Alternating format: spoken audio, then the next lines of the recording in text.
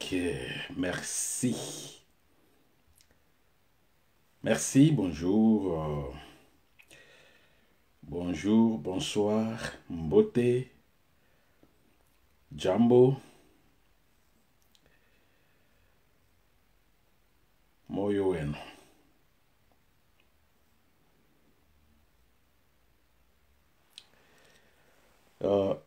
Bonjour mes amis, bonsoir. Merci pour vos alawana. Merci. Nelly Manel, merci beaucoup ma soeur. Merci. Junior Patrice Lumumba, merci. Merci, merci à tout le monde. Merci pour vos alawana.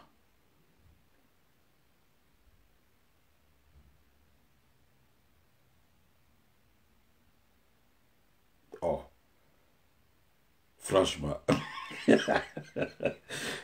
Mes chers amis, je ne comprends pas qu'est-ce qui se passe entre moi et ces citoyens milivores.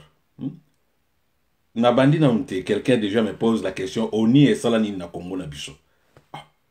Est-ce que moi je suis venu parler pour les comptes de l'ONI? Naza porte-parole ya Oni te.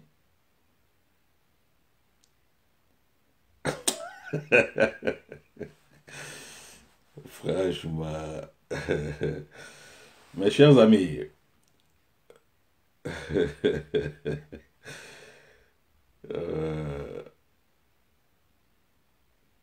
Oui. Mais, Boyebi, je pense que mes amis vous allez me comprendre. Hein. Cherchez un peu à me comprendre dans le sens que pourquoi ces messieurs répondent à ces vanipiés. Bomi tuna ka question ana, pourquoi ces messieurs a répondu à Kabatu Oyo? Avant de me lancer dans ma vidéo pour parler de mon pays, j'ai eu presque 2-3 mois. Il y a quoi analyser la sociologie politique de notre pays, le Congo. Naza spécialiste en sociologie, mais en tout cas, moi ndambo ya sociologie natanga à l'université, et tindekingai na comprendre un peu plus sur les comportements politiques des Congolais.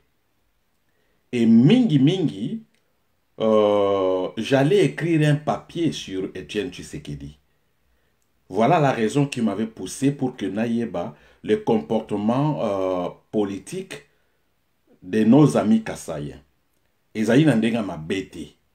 Donc, je voulais écrire quelque chose sur Etienne Tshisekedi.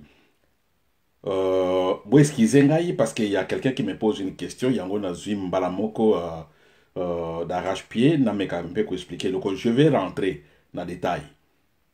Donc, je papier moko sur Etienne Tshisekedi. Je me demandais comment est-ce que ce type ici, un fainéant intellectuel, un gars réellement, intellectuellement, il n'était pas intelligent. Alors, mais comment est-ce que toute une tribu basali sacrifiée pour naïe, ils peuvent mourir pour naïe? Pourquoi? Alors, nakati entre nanga ko étudier pas seulement Etienne Tshisekedi au Mulumba, je voulais aussi comprendre le fan de Antoine Gizenga. Mais en tout cas, si j'ai un bicho ezalaki d'abord, Etienne Tshisekedi au Mulumba.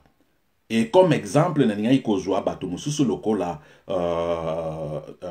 Gizenga. Et yango etinda il y a d'autres raisons ou etinda ikenatika papier wana na koma yango sute na monaki qui en tout cas ko exposer la foutaise ya bande konabiso bazaka même bande konabiso na milieu ya ba scientifique ya ba coréen ezala qui bien à cette époque là. Alors yango etinda ki ngai na meka ko comprendre nos amis les Kassaïens. Ezalaki na ndenga mabete. Tout comme un Kassaïen aussi peut peut observer les comportements politiques. Il y a Bato Équateur, il y a Bato Bandundu, il y a Bato Kivu, il y a Bato Bakongo. Donc, ce n'est pas interdit. Alors, Tozonga.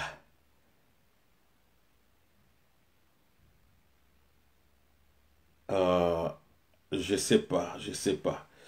Je ne sais pas lire.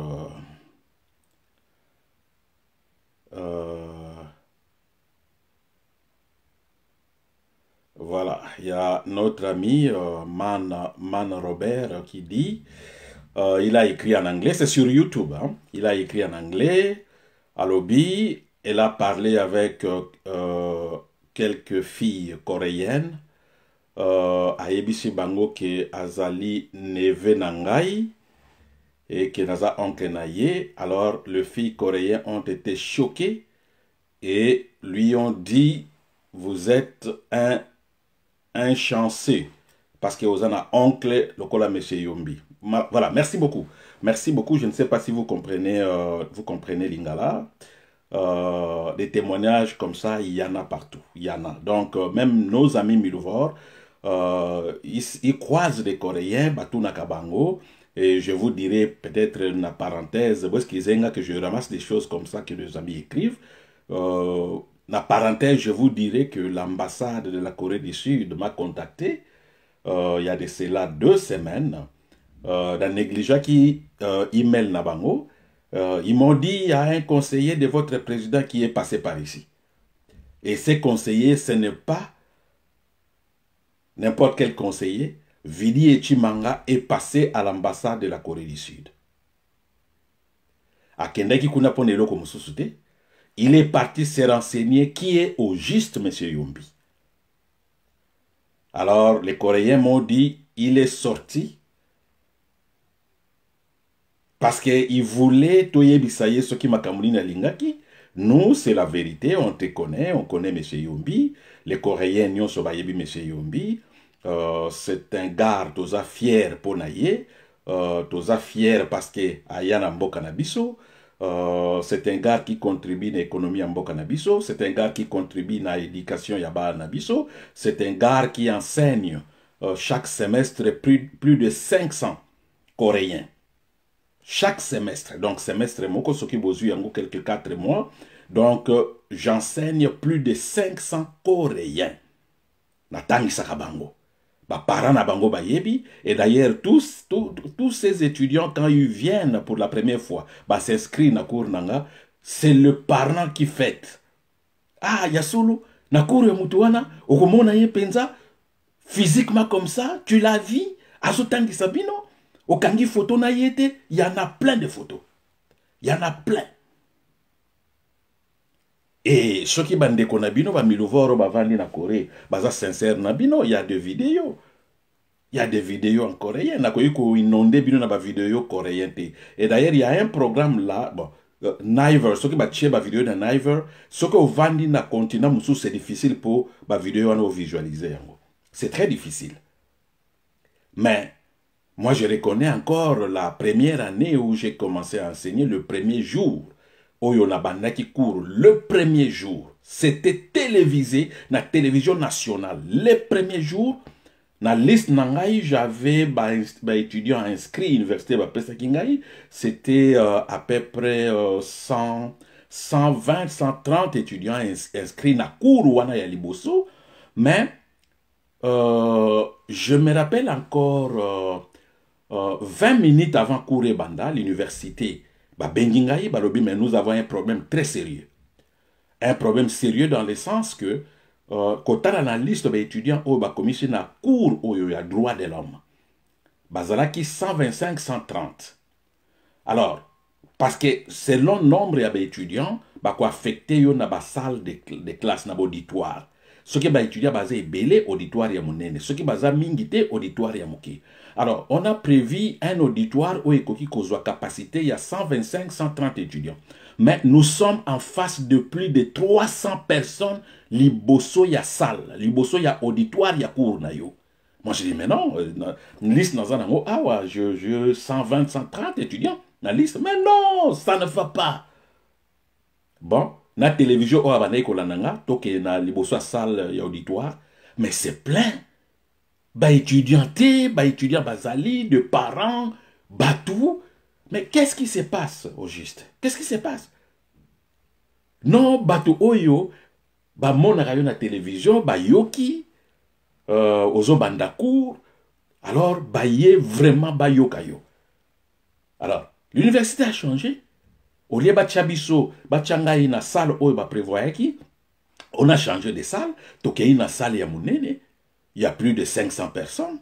Bato bayaki, ba parents nazaki kirie na yeba. Qu'est-ce qui se passe et pourquoi bato bayeboy? Non, on a suivi à la télévision que Ozali engagé professeur d'université Awa. Alors, il y a un bato na ba mona na la télévision balingi ba mona yo physiquement comme ça. Na boko tisabango. Bakoti bango et bon. Au lieu na banda cours les jours là et comment qu'il a l'orientation après causerie na ba parents oyo bayaki. Je reconnais encore un père comme ça qui a parlé dans la télévision, ba pesier micro, alobi non, mutu oyo toza fier na ye, azali un modèle réussi à immigration, to sepelaka na ye mingi et batu nyonso soki bazali lokola ye ezali vraiment malamu makasi pona mboka na biso. Parce qu'on voit ce qui se passe en Europe, on voit ce qui se passe en Amérique avec les Africains. Alors, bah, écoute, Africain, tu es avec les Noirs.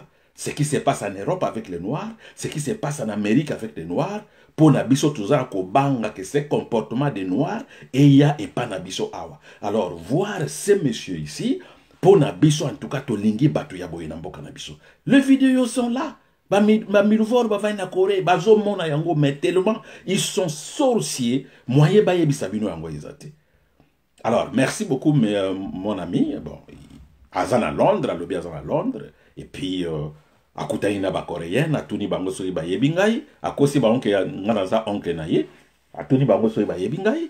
Alors, ye moko ye wana, il est là, demandez-lui, pas moi. Bo finga ngate, demandez, il est là, vani à Londres, nazan à Londres te sikoyo. Nazan à Londres. Et je ne connais pas ce frère ici qui a écrit. Les Coréens choqués, balobi, ah, Ozali vraiment chancé, ya kozala na oncle ya boy.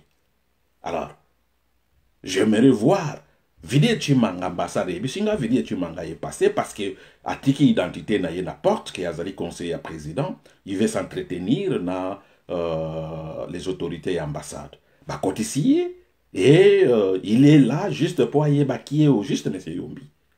Et bah, il abimina makanisi ya béton.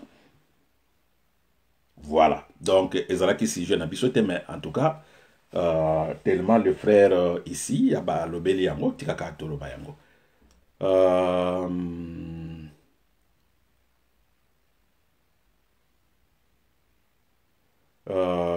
Merci. Bon, voilà. Sinon, ça va nous perdre le temps. Je suis venu pour la vidéo Autosalaki Lobby. Natanga quelques papiers. Pour la vidéo Nasalaki Lobby, lobby na avant-hier, j'avais expliqué comment est-ce que président africain yeko pesa biso Sony. Yoki si biso Sony national. Moi, je m'attendais à une réaction du gouvernement congolais, une réaction comme gouvernement ezali démissionnaire. Je m'attendais à une réaction présidentielle pour la Sony Oyo, président africain, Pesibiso. Mais, nazomona batebele, comme vous le savez, naza spécialiste Milvor. Mes chers amis, ne croyez pas que je suis un monsieur qui vient, qui se réveille comme ça. Aya abanda kolobela eloko mobu. Naza mutomoko qui se prépare avant ya kobanda likam. Parce que na façon nangai d'être na lingaka échec te. Na bangaka échec mingi.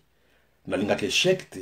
Alors pona banda eloko, je me prépare en conséquence. Na yakana ba hypothèse ebele. Au cas où et simbité, qu'est-ce que je vais faire? Au cas où démarche et simbité na kosala ndenge nini. Alors, na mekaka vraiment kozwa ba risque nyonso et pour na minimiser ba risque ya échec. Et comme vous le savez, parmi ba cours na biso totangi saka au niveau de doctorat na master, totangi saka gestion comment on appelle ça en français? Risk management. Donc, gestion de risque. Tout temps qui yango. Au niveau, il y a doctorat et la master.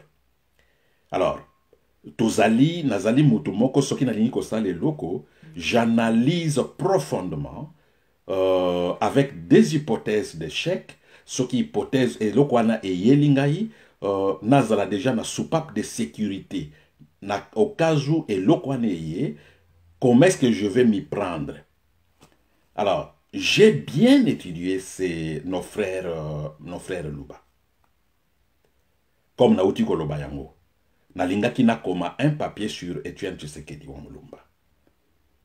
Je me suis dit, mais un gars ici, avec un faux doctorat, Oyo ba Kabela et Kabela. C'est une famille Oyo Bango, ba viva aga au Kabela. Etienne Tshisekedi place à Zawana, il n'a jamais réellement travaillé que Atoka. Mutoki wana epesaye mbongo, mbongo a beaucoup la famille naye. Etienne Tshisekedi a vécu sur des corruptions. Alors, atikipe eloko wana, culture wana, na bana naye. Bana Etienne Tshisekedi nyonso bazala ki libanda, il faut ba kabela bango. Na bar, il faut ba sommer la bango basanga. Il faut ba pesaye moins 500 €, moins 500 francs. C'est comme ça bango bakoli, ko kabela. Mais biso musu to koli na motoki. Otoki, okei na bilanga, okati bilanga, okimi mbangu, oporte biloko likolo mutu, na mapeka, bafuti yo, ole. Ndenge tokoli yango na biso. Alors, yango bozomona ke batu ebele oyo bakoli na facilité. Avandi na ndako na ye na bapara na ye, bapara bazo faire vivre bango na ba corruption, bambongo ezo ute pa Mobutu, bambongo ezo ute pa Kabila, bambongo ezo ute pa ba diamatifere ya Kasai. Donc pona bango musala yango wana. C'est un travail pour na bango. Alors c'est difficile bato aboye po yebisa ya sala musala. L'exemple est là comme Félix, il a fait 54 ans. 54 ans jour pour jour mes chers frères et sœurs. Il n'a jamais travaillé parce que ba mesani de bongo. Mutu moko te koyebisanga compagnie ni mwana Tshisekedi X asalaka. Botangelanga compagnie et depuis quand il est engagé na compagnie wana. Ezate. Donc bango bakolaka kaka bongo batu bakabelaka bango. Soki l'état kabeli bango te na corruption, peuple a kabela bango pona ba influence bon mwana Tshisekedi tika to kabela ye. Alors nauti ikoloba na vidéo à lobby sur ba circonstance oyo ndenge leki na niveau ya Addis Abeba oyo Félix va saboter na ba président nyonso ya Afrique. Vraiment na bango nyonso ata moko te sur les 53 présidents moko te alobi boto yo kele mawa na kende quand même na kende ko assister ye tokozongela likambo wana te. Je suis venu aujourd'hui pour na yebisa bino que j'ai parlé avec un diplomate au Azali basé na Éthiopie. Un diplomate ya mboka mususu tozali bami et ernazo solo la makamususu un ami me dit oh oyebi le diplomate o yazalaki na Londres ya mboka na biso akoma na Éthiopie ye mutazo représenté mboka na biso na Éthiopie ngabi ah oui OK na yebi bien ah bon na luki email na ye na comédie. En tout cas il m'a appelé à pesinga ba révélation sur ba circonstance il y a honte Oyo Félix à Yokisi Congo. Le diplomate me dit ceci. Comme Boyebi, que na Congo azali na liste ya batu Oyo, ba pays o ezali na présidence tournante, ya Union africaine. Entre parenthèses, bandeko Oyo bazali ko sabino. Félicitations Félix. Na manda na yo zui. Félix a sali effort mon côté. Félix a leki concours mon côté. Félix a leki na élection mon côté. Félix a leki place na mérite mon côté.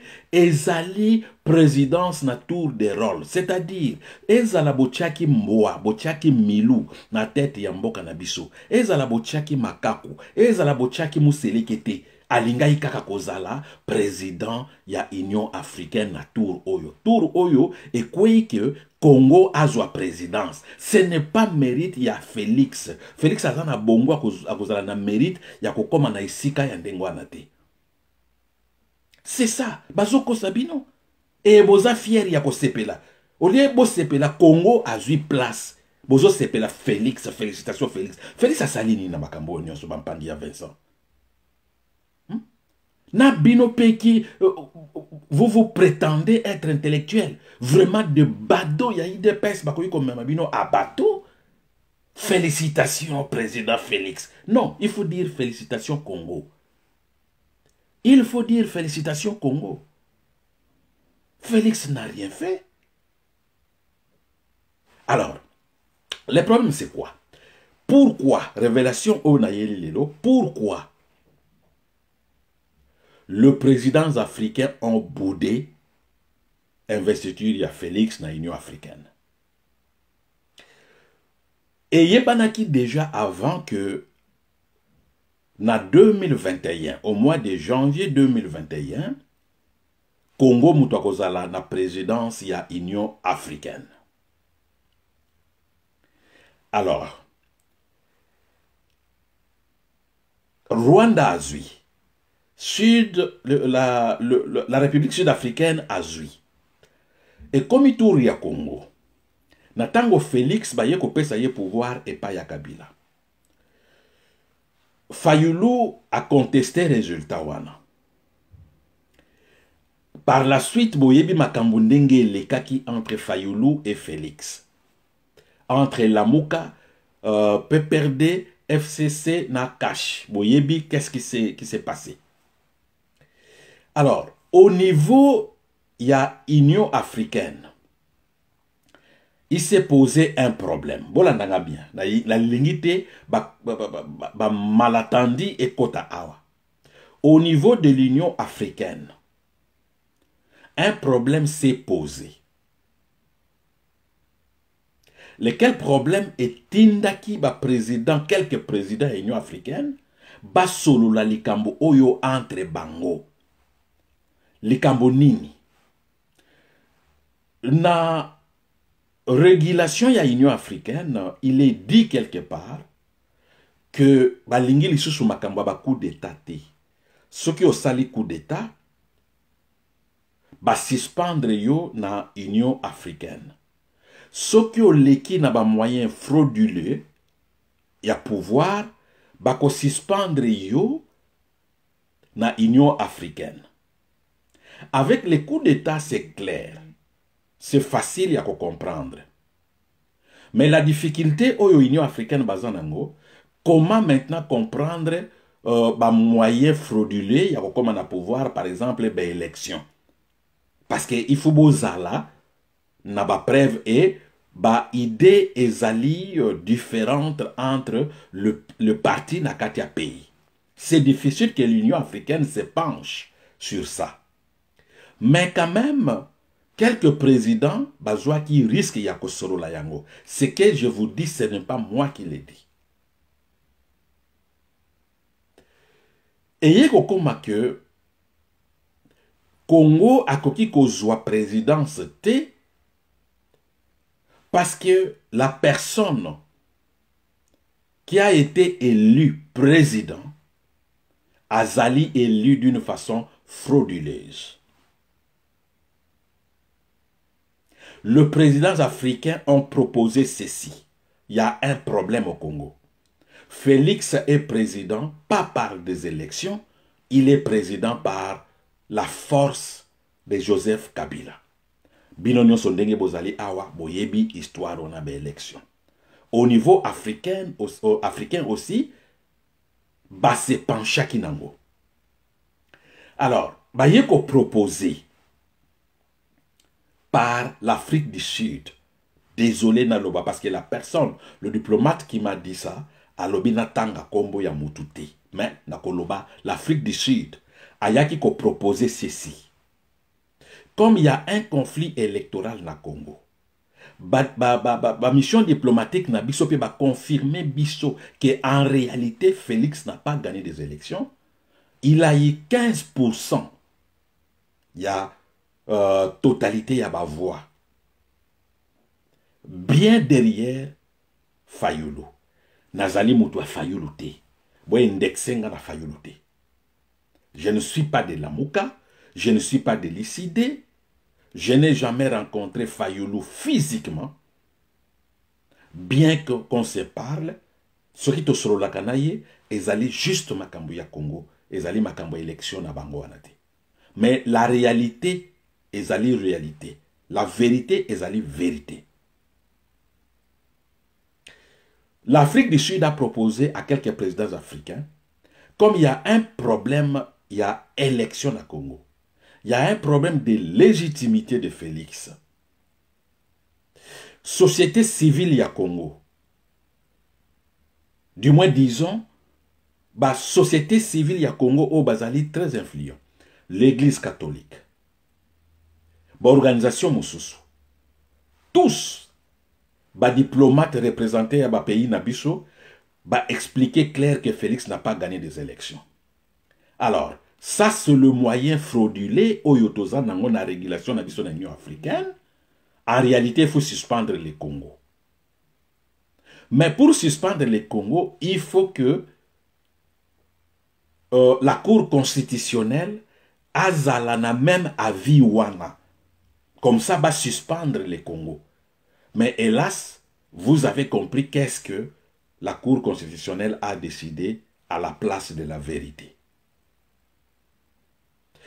Le président, quelques présidents de l'Union africaine, ont proposé ceci. Nous allons demander à Félix, au mois de janvier 2021, de ne pas prendre le contrôle de l'Union africaine parce qu'il y a un conflit dans son pays. On fait comment? À la place, il y a Congo en 2021, au mois de janvier. Na place Congo, azwa pouvoir, azwa bâton, il y a l'Union africaine. Topé sa pays où ezali koya na sima ya Congo. En attendant que le problème, il y a élection na Congo et si là.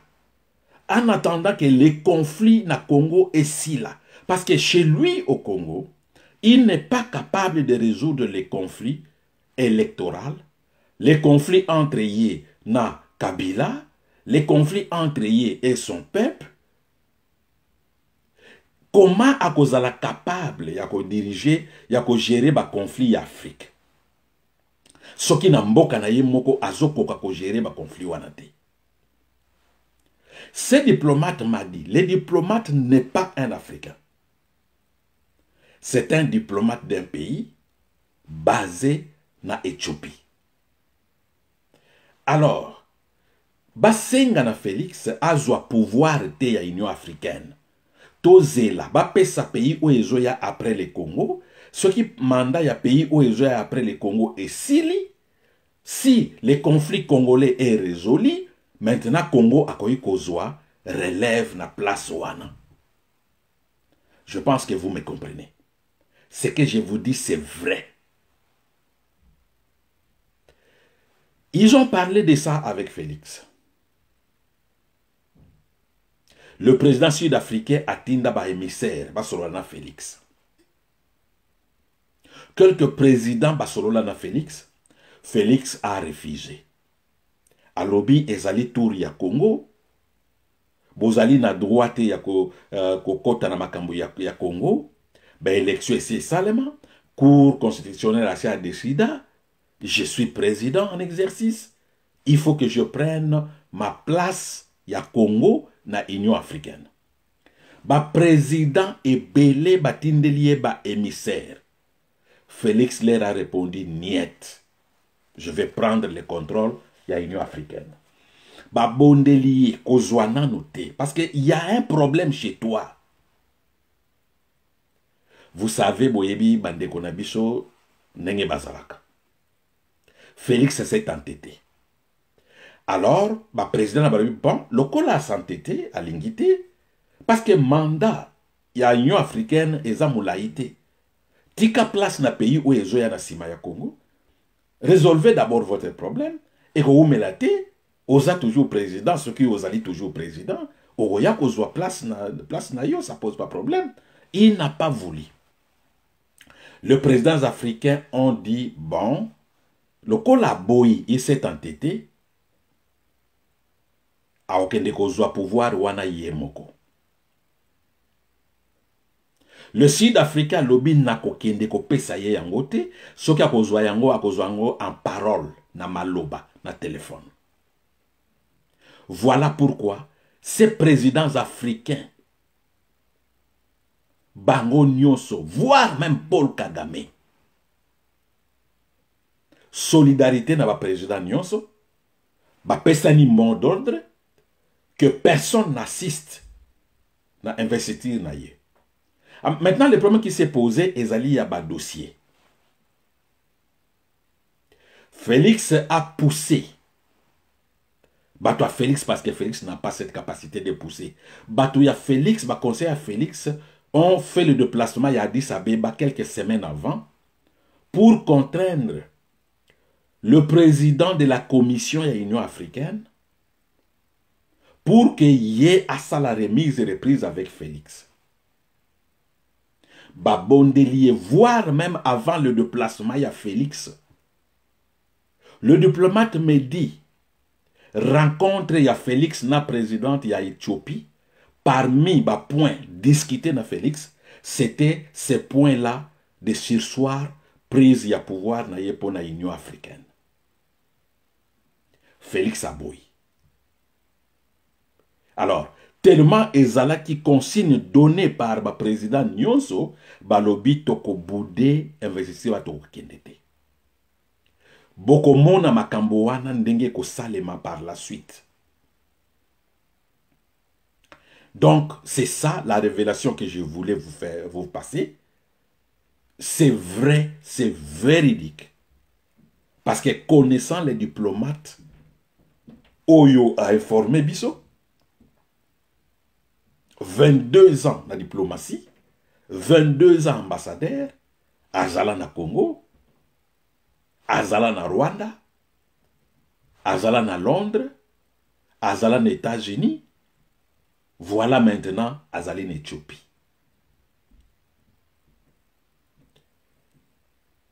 Cela se justifie dans le sens que, mes chers amis, le président wana nyonso 53,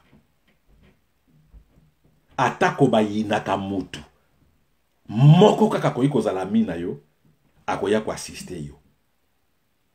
S'il y avait rien, ça se justifie dans le sens que tous ces présidents, la plupart de ces présidents ne sont pas restés na bandako et pas na bango. Le même jour, le samedi où Félix Azozo a pouvoir dans l'Union africaine, ces présidents ont voyagé dans ba pays mususu. Président ya Éthiopie azalaki nanda kunaye, libre avec sa famille. Président ya Éthiopie a dépêché ni ministre, ni envoyé spécial aya koyamba Félix à l'aéroport ya Pamba. Félix a quitté l'aéroport, tapis rouge mon côté pour l'aïe. Bien au contraire, à Tamboli na mabele ya noir, ya Addis Abeba.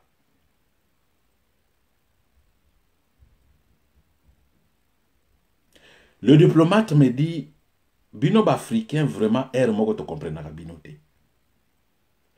Si l'humiliation au Félix a subir, ce qui basali yango na président ya biso, ya continent na biso, ezali crise diplomatique. Ezali crise diplomatique. Un d'abord, alobi na ngai tozali na Éthiopie awa, mesure ya sécurité mokote ezalaki alloué na Félix. Donc, en Éthiopie, Félix pouvait se faire assassiner. Alobi na biso na ministère des Affaires étrangères ya Éthiopie, Batouni Balobi, si Félix se faisait assassiner en Éthiopie, c'est de sa faute parce que notre président lui a demandé de ne pas venir au soit pouvoir de l'Union africaine. Loko la boyaki, consigne ezalaki donné na ministre ya intérieur ya Éthiopie, consigne ezalaki donné na la police ya Éthiopie, ya comme ma sécurité mon côté pour na Félix. C'est-à-dire que Félix banda na aéroport tina hotel esika kende kolala ba wewa bato basali sécurité na ye ba oya kendaki na bango 500 2 avions affrétés plus avion na ye moko esalaki lokola 3 avions ba wewa bato basali sécurité na ye ko banda aéroport tina hotel ko banda na hotel tina na siège ya Union africaine et ko banda kuna kozonga na hotel à partir hotel kozonga na aéroport kozonga na Congo ba wewa bato basali sécurité aucun policier éthiopien aucun agent de renseignement ya Éthiopie parce que ba yebisaki. Donc Félix a fait ce qu'on a fait le push lokola oyo basala qui n'a parlé du peuple. Boyebi ke bande kona biso ils sont violents. Pour na ye pouvoir wana ya Union africaine, papa na ye Etienne Tshisekedi mutatike lié. Il faut azwa ngo kaka. Alors ba yebi c'est bon, lokola zo santé to kene kozwa, kende kozwa biso to kozala te. Kende kozwa. Alors, le secrétaire à Salanini, secrétaire il y a commission à l'Union africaine, il y a un problème, il y a un secrétaire, et ça, le Colanding va kidnapper le secrétaire, il y a l'Assemblée nationale, n'a parlé du peuple, va kidnapper, pour y avoir un dossier. C'est comme ça ils ont fait avec l'Union africaine.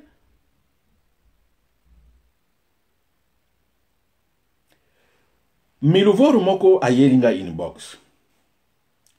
Alobi nangaye, alobi, nous, on s'en fout. Il y a Union président de l'Union africaine, on a bayate. Bozomo na ndenge ni bande ko na biso oyo bazali ba bololé. Na yebite na kabeka mwanga soki be ekole ezali. Mais bolobi ba président wana bino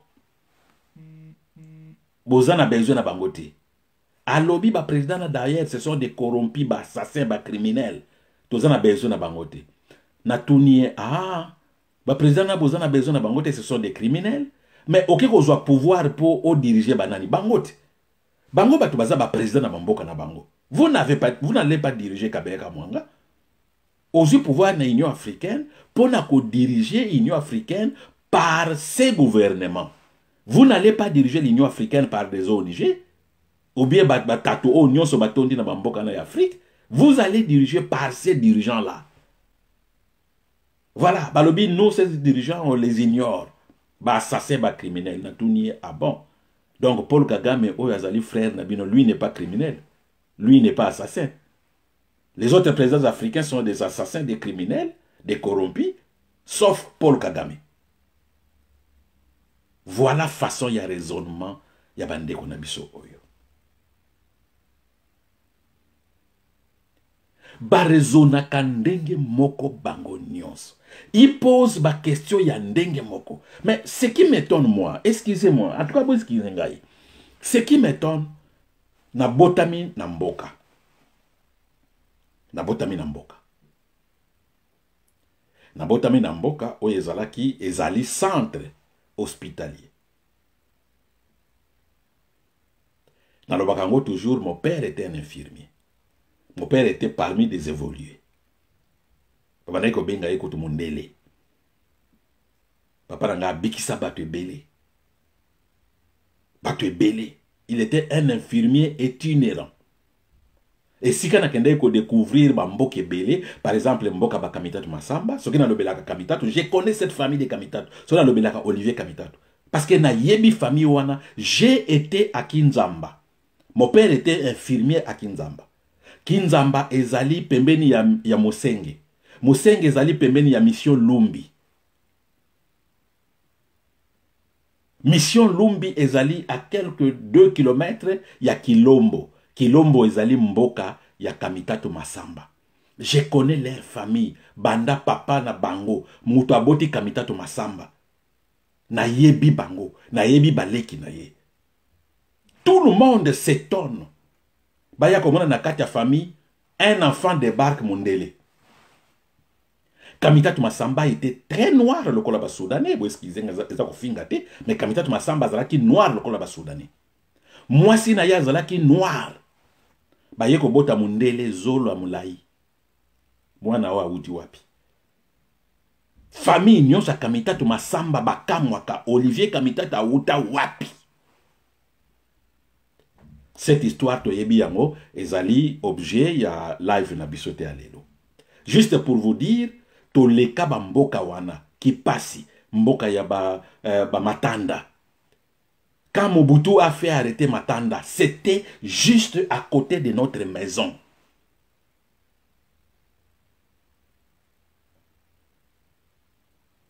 Natango bakangi, Kudia Kubansa, les groupes Oba Bomana Bamatanda Mateya, les colonels Kudia Kubansa. On a arrêté les colonels Kudia Kubansa na mai pardon, pas Kwilu, ya Lukula. Na Mosenge zalaki HPK. Willery Plantation de Kwilu, qui appartenait à Matanda. On était étonnés. Toya komona, gérant ya usine moko ya muke, aye kombo na yeko diakobansa. Na tango wana, il venait toujours visiter mon papa. Bazo solola, so ki aye tout le monde dehors. Papa zo sabiso na zomo nango louche. Na niveau ya se colonel. Andi maya kozala gérant ya usine ya muke. Chaque matin, il passait, footing, koki mambangu na mbwana ye. Chaque matin, tozoke nanzela classe R1. Il s'arrête à pesi biso mbote. Il ne parlait que français. Tellement yeba ki biso ke bana ya infirmier tona, so ki amoni biso ako telema. So ki azali na jeep na ye ako telema, ache biso na jeep, ake kotika biso na ndako. Une semaine après toya ko yoka, na butu basoda Mobutu atindi baya kokanga ye. Bakangi ye, bakena ye. 3 jours après, tu as vu la télévision, non, bazalaki na complot à coup d'état entre Bango, Kodiakobansa, Matanda. Ils étaient, je pense, 25 personnes. Trahis par Kamita Tumasamba. C'est Kamita Tumasamba qui a signalé localisation. Il y a colonel Kodiakobansa. Moi, j'ai vu Matanda. Jacques Matanda, aux États-Unis, Nazalaki mwana muke. Désolé, Jacques Matanda benganga kurutu yombi, mais nalinga koyebisa yete. Nazalaki na 4e primaire. Natango bakangi papa na ye. Jacques Matanda est passé na ba usine na bango nyonso, Mosenge, Kipata, Lumbi, Masimanimba. Na butu na ba magasin na bango. Parce que bazalaki na ba usine, na ba magasin ba bandai koteka biloko. Tout le monde na bamboka na tourner son ba biloko na ba magasin na bango. Il passait la nuit ba bengi magasinier yaka. Ozana mbongo combien? Boy, azui mbongo, le reste c'est pour toi. Magasinier ya lobi mwana kami ya Matanda zalaki awa. Jacques Matanda était ici. Azui kaka mbongo. Alobi biloko a magasin komi ya ngai. Jacques Matanda est sorti comme ça jusqu'à Angola. Angola pour se retrouver en Belgique. Je l'ai vu passer. Et par la suite, papa Naye Bazalaki, assassiné par Mobutu. Alors, je disais que Mboka Oya Biso na yekoli batu ebele. Nos amis batuna kaba question kaka ya ndenge moko. Pourquoi j'ai parlé de Bandundu? Na yebi bato Bandundu. Je suis passé par place ebele qui quitte. Je suis passé partout. Na yebi bato Équateur. Na yebi bato Kivu. Na yebi Bakatange. Na yebi ba ne Congo. Na yebi Bakasayen. Mais en tout cas, spécialité ezali frappante pour nos amis Luba. Barezona kandenge moko. Mais chez nous, na Bandundu, mutu ya bindungi peut-être raisonnement nanga façon nanga d'être, ezandenge moko te na mutu abagata. Peut-être ezandenge moko te na mutu yankara. Peut-être ezandenge moko te na mutu adibaya lubwe. Mutu ya Bandundu ville, mutu ya Inongo. Mutu Akasongolunda. C'est différent. De même na bato Équateur. Mutu ya boende bokomona peut-être raisonnement na ye et kokani penzate na mutu ya Mbandaka. Mais avec nos frères Luba, ils raisonnent la même chose. Ils ont des mêmes questions.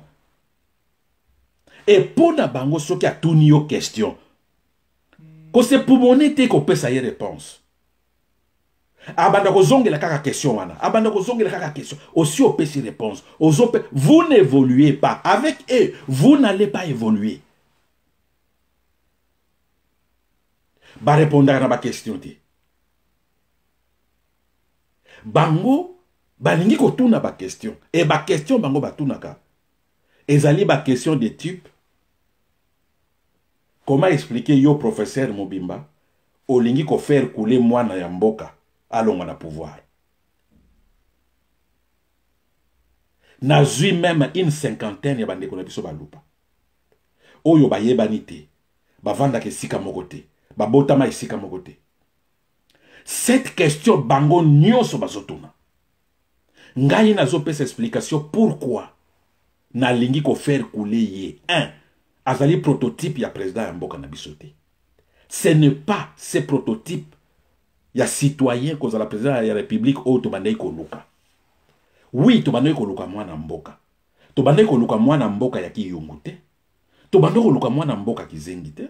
To bandai ko luka mwana mboka ya idiote. To bandai ko luka mwana mboka conscient, mwana mboka patriote, mwana mboka o azana expérience, mwana mboka o alingi mboka na ye, o azali na amour ya mboka na ye. Ye wana mwana mboka to bandai ko luka. To bandai ko luka parce que makaku pe aza mwana mboka. Makaku ya Mbandaka aza mwana mboka.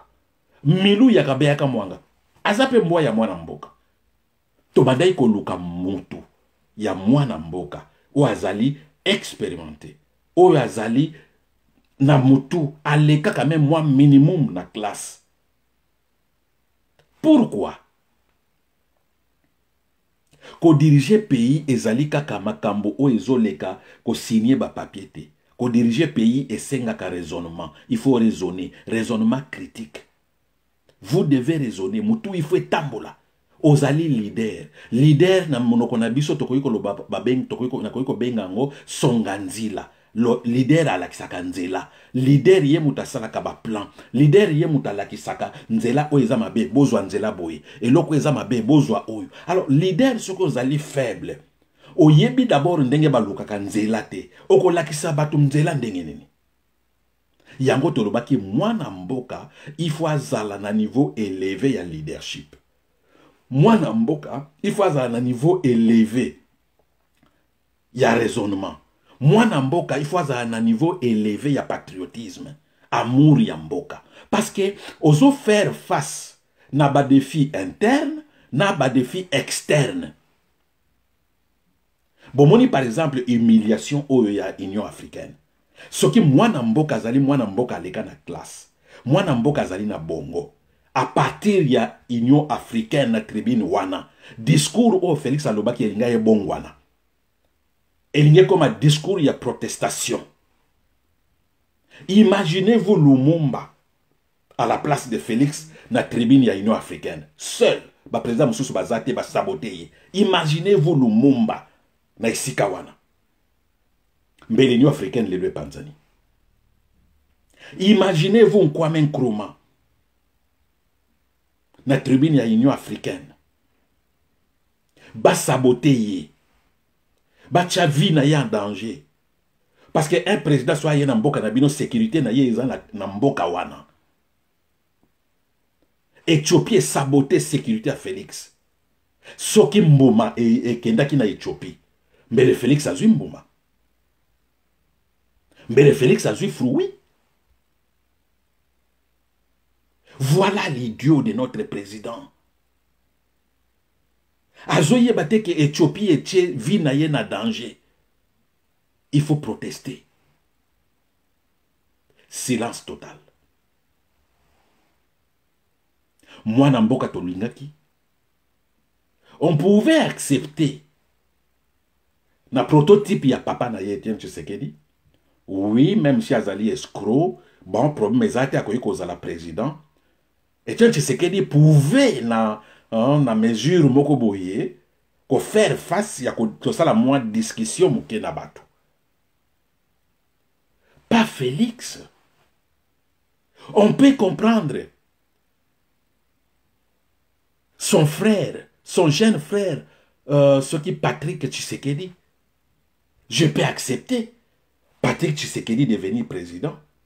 Moi, moke ya komeka, ko raisonner. Pas Félix.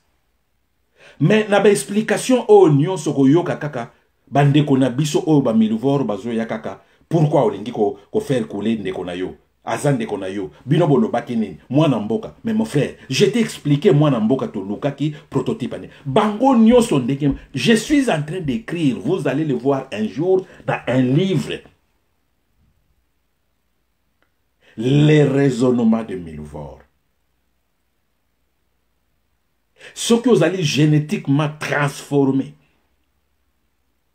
La commission Milivor. Franchement, raisonnement pesati. Tout le monde raisonne de la même façon. J'ai eu une femme aujourd'hui qui semblait être un peu civilisée. Abandi, nzokande abomba ki ba question tribale. Nayeba kite nzokande azali Milivor. C'est-à-dire génétiquement tshisekedisé. Nasuka, ndenge nini olingi yo, professeur Mobimba, pourquoi olingi ko faire couler ndeko na yo? Oh, ma chère, na uti ko pesa yo prototype ya Congo, mutuni tolingi na Congo. Alors, yango nalobaka, pourquoi? Je suis un observateur. Sauf qu'il y a une analyse empirique. J'observe. J'observe la société. Kasai, Bandundu, Nemba Congo, Kivu, Katanga, Oriental, tout, Bandundu, Tozali Batu. Alors, j'analyse un peu de comprendre, Bissonio sur Tozali Batu. Mais pourquoi catégorie ya Batu Oyo raisonne de la même façon Bangonioso? Et ils ont la banité. Et ils ont la banité.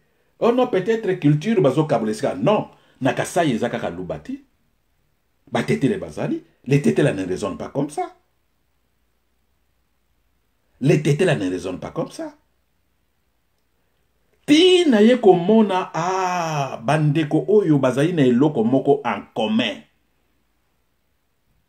Ezali na eloko baliaka en commun. Comment expliquer mutu mususu avandi na Kasai, abotami na Kasai, soki aliaka eloko wana te, raisonnement na ye ezandenge mususu.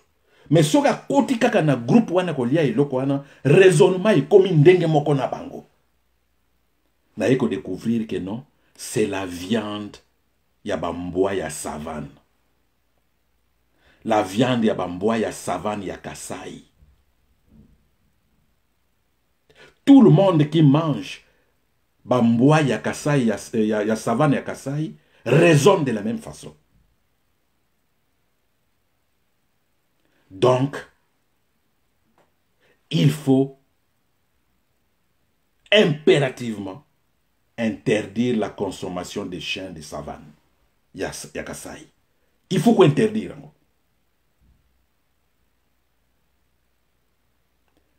Boko remarqué que ezana bandeko na biso mingi luba oyo bazali na diaspora. Côté peut-être abota bana babota mikuna bakoli, bana na soki balia mboate. Ba raisonnaka bien. Ba raisonnaka bien. Bon mekaka kopesa bango milu. Raisonnement c'est bongi.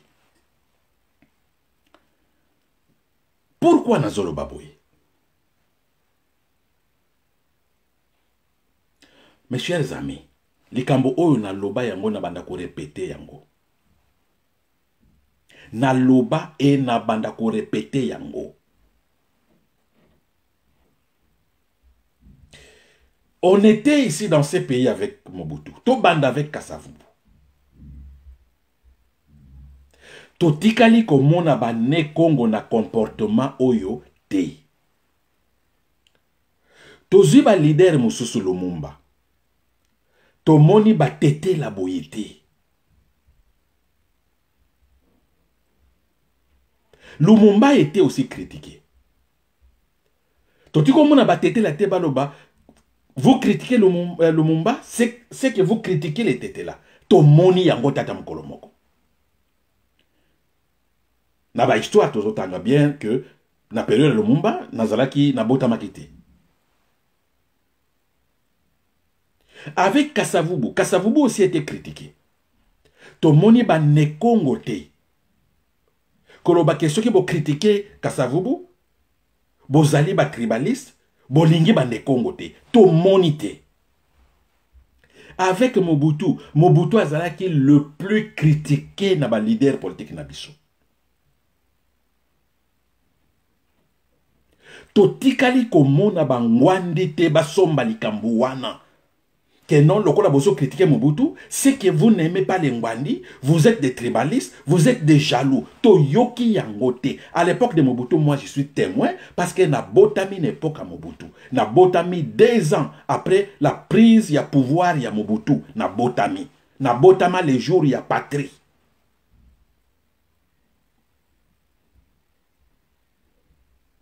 J'ai évolué, j'ai grandi avec Mobutu. Bien que avant Mobutu azalaki critiqué na Kinshweki, mais vers les années 90, tout le monde on a critiqué Mobutu. Totikali komona bangwandi te. Totikali komona ba Équateur te en général, baloba ke critiquer Mobutu pour la gestion na ye, critiquer Mobutu pour azoboma batu, critiquer Mobutu pour azokangisa batu, c'est que vous n'aimez pas les Ngwandi. To moni yango te ata mokolo moko. Chers Congolais, raisonnez un peu. Toye pas Laurent Désiré Kabila. Excusez-moi, ba vidéo na ngana salaka bana bazalaka te. Na blokaka côté à bana, eza pona bana te. Pour au moins les amis sur YouTube. Le premier jour, Laurent Désiré Kabila a mis patte à Kinshasa, na stade de martyr. Stade de martyr, oyo, batu e belé, ba milvor, ba ye bakate, pourquoi stade on a comme martyr? Stade de martyr, ba leader nabiso, un premier ministre en exercice, a été pendu na Isikawana par Etienne Tshisekedi wa Mulumba et Mobutu. Ba papa, ya bana, ba ministre, na premier ministre en fonction, arrêté par Etienne Tshisekedi wa Mulumba, justifier l'arrestation de la presse internationale par Etienne Tshisekedi wa Mulumba, ba vidéo ezali na YouTube, azali ko justifier pourquoi ba kangi bango, pourquoi ba zoboma bango. C'était la signature de Etienne Tshisekedi wa Mulumba en tant que ministre ya justice. La vidéo est là.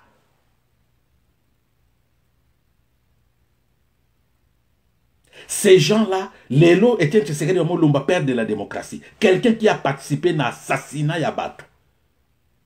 Par miracle, na yebite, Etienne Tshisekedi père de la démocratie, Etienne Tshisekedi modèle. Lelo Batou Moussoussi ya Mobutu. Oyo Moutou, mon côté, je mets tout le monde à défi. Le père de Mobutu Onayebe, je cite, M. Honoré Mbanda. Personne n'a connu qu'il y a awa lelo, ndenge toza awa na live oyo. Mais prouvé avec document à l'appui. Tala mutu M. Mbanda abomaki. Na date telle, na heure telle, na sika telle. Personne alors. Mais lelo Honoré Mbanda azali mutu. Non, Honoré Mbanda n'est pas modèle, un moboutiste. Honoré Mbanda mutu mokote amonaye akangi mutu. Mutu mokote amonaye azui revolver abomi mutu. Ou bien azui machette abomi mutu. Moi j'ai été à à 2 km yanda Honoré Mbanda. Natiko mona mutu Honoré Mbanda abomi na butute. Honoré Mbanda c'est quelqu'un à battre, c'est un moboutiste. Il n'est pas modèle. Yé mutu aboma batu. Mais vous avez une vidéo sur YouTube ici, vous avez une vidéo. Etienne Tshisekedi, ministre de la Justice, qui justifie la pendaison. Il y a premier ministre en exercice, il y a ministre en fonction. Bake ko pendre bango ne sika wana bozo benga stade de martyr. C'est Etienne Tshisekedi qui a signé liwa, il y a parents wana. Il y a papa wana.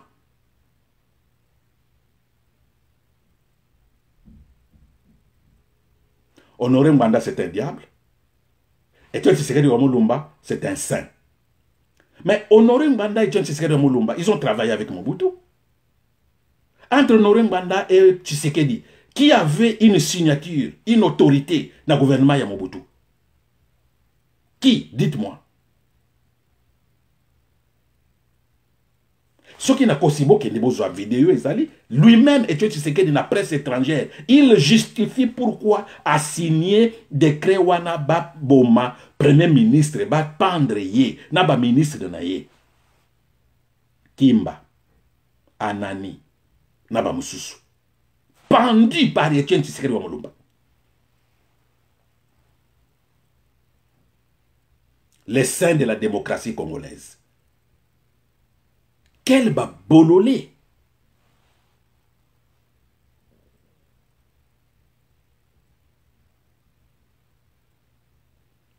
Tolongwe na Mobutu, toye na Laurent Désiré Kabila ndenge na bana ekoloba. Na stade wana ya martyr. Le premier jour, Laurent Désiré Kabila tche pat na na stade wana. Banzembo ya liboso toyoki. Ezalaki banzembo ya IDPS. Bazali ko benga Laurent Désiré Kabila kadikulu tingini tingini. Nani ayoka nzembo na te na stade? Nani ayoka nzembo wana te l'UDPS envoyé par Etienne Tshisekedi wa Mulumba parce qu'il a tenté de parler avec Laurent Désiré Kabila. Kabila bengi aventurier, bosali ba aventure na Mobutu awa, na koyamba yote. Amoni ke biftec corruption nenga zoka ba carton a rejoint yango souté. Il faut maintenant ko pousser ba wewa, ba milovor ba ke na stade, ba ke ko chat trouble na meeting ya Laurent Désiré Kabila. Kadi tingini tingini. À cette époque-là, l'UDPS bino, bo ignorait que Laurent Désiré Kabila azali papa. Bo ignorait que Laurent Désiré Kabila a besoin de respect. Bo ignorait que Laurent Désiré Kabila a bana. Bo fingi Laurent Désiré Kabila butu moi kadi tingini tingini. Boza ba idiot, bo bosani. À cette époque-là, pas question ya kokipe que non, ce monsieur est un parent, azali mokolo, azali na mwasi, azali na bana, il a besoin de respect. Personne. Ce que oyembi dengwana, on vous applaudit, voilà mwana mboka, voilà patriote.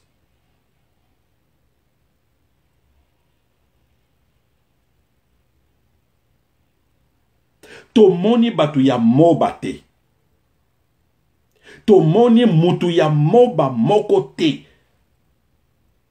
Aya koleka, aya bisabiso, lokola boyini Laurent Désiré Kabila, c'est que bolingi batu ya mobate, c'est que bolingi ba shwailite, to moni ba shwaili na makambwana te. To ya na Joseph Kabila. Qui n'a pas insulté Joseph Kabila? Atombola Mosapi. En commençant par moi-même. Qui atombola Mosapi? Na bandi nanga moko. Ba vidéo ezali. Ba image ezali na Corée du Sud.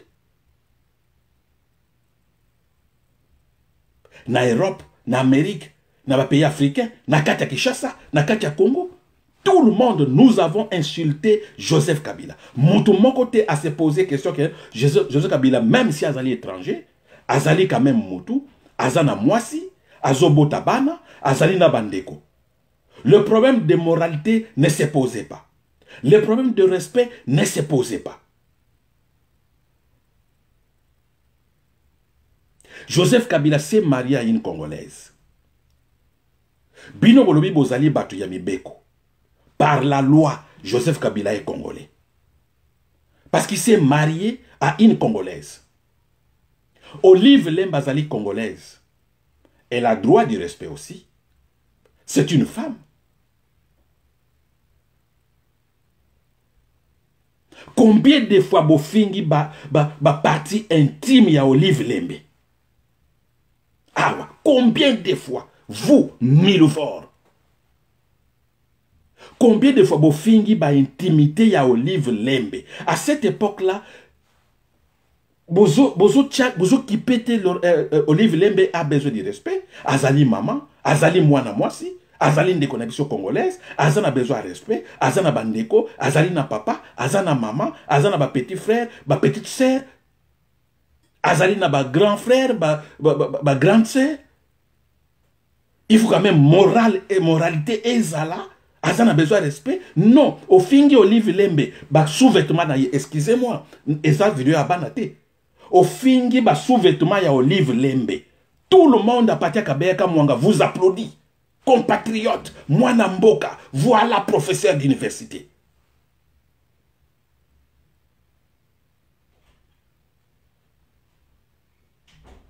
Des idiots. Pourquoi aujourd'hui, problème de moralité se posé? Professeur Alobaka Boyete, Zalana respect, Azaka même papa Yabana, Azana Bana, Azana famille, vie privée na ye. Bande des idiots. Est-ce que vous bandez koye ba ke Mobutu pe azana besoin de vie privée? Boyeba ke Mobutu azana bana, boyeba ke Mobutu azana bandeko. Laurent Désiré Kabila, boyeba ke azana bana, boyeba ke azana bandeko. Il avait aussi besoin de respect. Boyeba ke yango. Ça ne posait pas problème à cette époque-là. Mais maintenant, ça pose problème parce qu'il s'agit de la famille de Tshisekedi. Des idiots.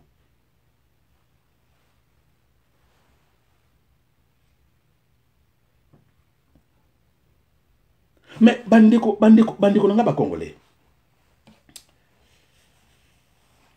Je me demande ce qui t'osali battu. Comment beaucoup qui se faire passer na bateau kakaboye gratuitement comme ça? Bozali comme on mboka na biso ndenge zokende. Ce qui frère oyo azalaka compétence osala mosala na faveur ya Congo. Problème ezate. Azali mwana mboka. Ce qui azali ko remplir prototype d'un président. Cause la présidence ce n'est pas donné à tout le monde bandeko. Mutu nyonso aza capable de misala nyonso te. Moi qui vous parle, beaucoup ko tchanga ministre ya santé te. Moi qui vous parle, beaucoup ko senga ngate nakende ko tangisa nalobani, nakende ko tangisa ce qui science nini oyo nga na tanga te na université. Nako tangisa te. Nako tangisa te parce que naza na compétence ata moko te. Nako tangisa te.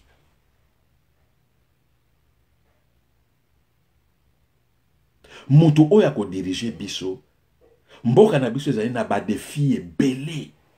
Ce n'est pas le moment de jouer. Bon moni ba mboko ba koma déjà ba riche, ba koma na mbongo. Ils peuvent blaguer, ils peuvent jouer, ils peuvent prendre un singe, ba tcheye président de la République.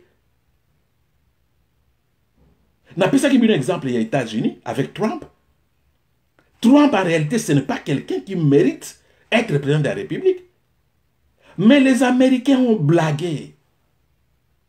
Parce que l'institution na bango ezali forte. Amérique a vendu sa institution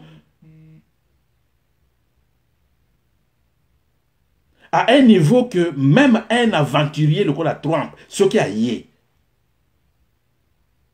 a ko déranger penza États-Unis te kweya.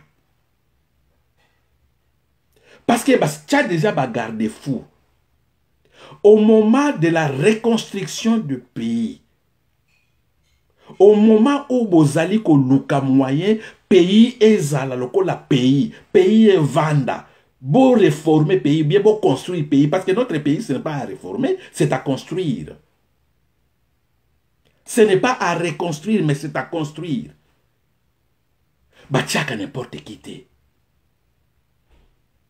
Bachaka n'importe qui t'es. Parce que c'est un moment de sacrifice, vous en avez besoin, il y a mitou. Mitou est tamboula, bongo est tamboula, et raisonné. C'est comme ça, Batolokola Coréens se sont développés. C'est comme ça, Batolokola Singapour se sont développés. C'est comme ça, Batolokola Taïwan se sont développés. À cette époque-là, ils ont dit, bon, tout le monde est citoyen. Mais à cette époque ici, où nous voulons construire notre société, on n'a pas besoin de n'importe qui. Basakani, basakani, basakani. Pardon, batongi, herba monique ba garde-fou économique et vandi, garde-fou politique et vandi, garde-fou sociaux et vandi. Ba pays oyo ba koyi kusazarde ko sakana bazui même un singe ba tie président de la République. Mais bazo sali langote, baza toujours ekenge. Parce que mokili est komi keba. Alors, à ce moment où nous devons penser à construire notre pays, vous allez prendre un idiot, vous le placer à la tête de notre pays, voilà ba débâcle. Est-ce que ça m'a bé? Kolobake ndeko na biso oyo, ne sika oyo vraiment sans blague, yete. Ezali ma bé. Non, azala kaka, ye kaka, ye, parce que azali mwana Tshisekedi, ye kaka, parce que azali moulouba. Ceux qui bo lobby, bolingi ba loubate. Ceux qui bo critiquer, bo lobby ba loubate. Mais tout louba connaît que l'enfant de Tshisekedi a raté l'école. Ba yebi, consciemment ba yebi que ndeko o a raté l'école, mais il le défend toujours. A raté l'école, a raté te, président kaka.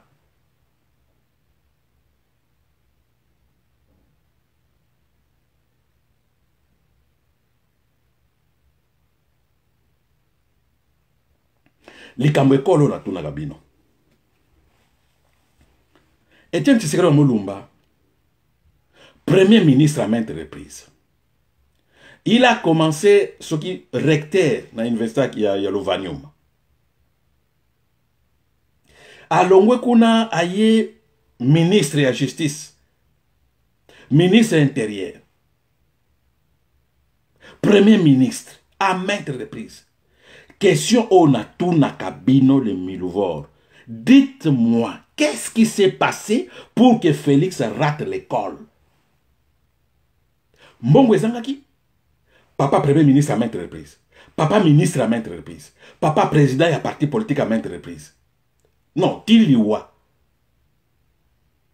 Ndako ezali, ya Ophélie. Erazaki, PDG même, ya El Zahir. C'est comme ça qu'il a spolié cette maison-là. Au Bavandi, à 10e rue Lumete. Ce n'est pas sa maison. Il ne l'a pas achetée. PDG à Air Zahir. Ndakwa Air Zahir, ndakwana, eza ba passager, ba pilote, ba banda ekolala na ndakwana. Bana mukana tongo boye, lupango komi na kombo ya Etienne Tshisekedi wa Mulumba. Tilelo.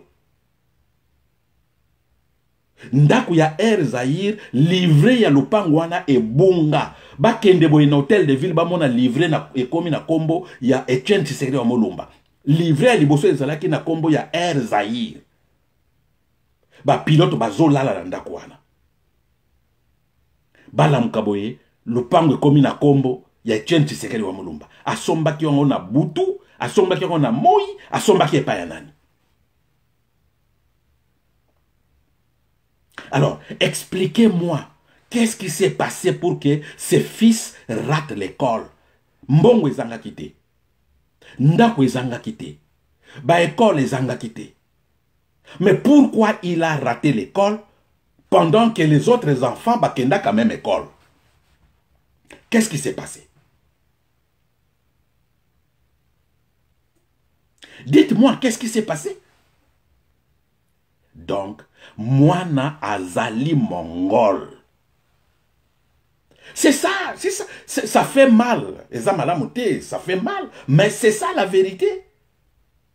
C'est ça la vérité. Moana Botama Mongol.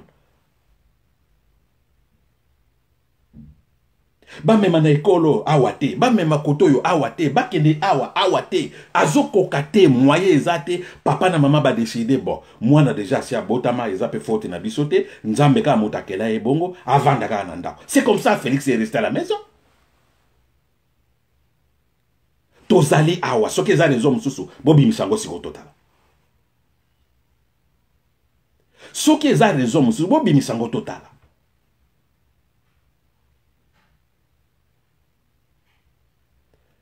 Français Félix Alobaka, il est resté en Belgique, c'est tout. Parce que Congolais aza mutu moko na yebaka te soki balesa biso nini, Congolais bongo na yepe comme air moko pe soko landeli ba Congolais mususu, c'est comme bongo lokola Félix. Parce que pour les Congolais, l'intelligence c'est celui qui parle le français, c'est tout.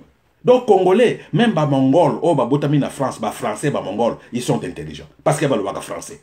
Pour les Congolais, ezala ba Mongol, oh ba vandi na Suisse, alobaka français, aza intelligent. Oyo ba vandi na Belgique alobaka français, aza intelligent. Pour na Congolais, l'intelligence se limite na capacité à koloba la langue.